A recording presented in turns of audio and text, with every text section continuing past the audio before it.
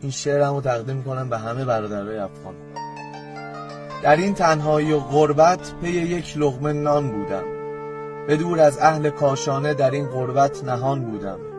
در این دنیای پهناور فقط من بینشان بودم، به دستم کاسه ای از اشک ولی تشنه لبان بودم.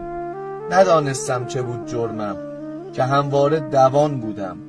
تمام چهره‌ام شد پیر زمانی که جوان بودم، به زیر سرزنش‌های مدام و بی امان بودم.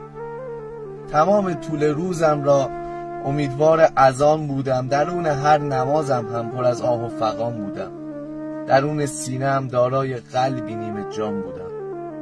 به راستی جرم من این است که من یک افغان بودم. دارم ز جان ای محمدان، مهر تو پنهان در بغل.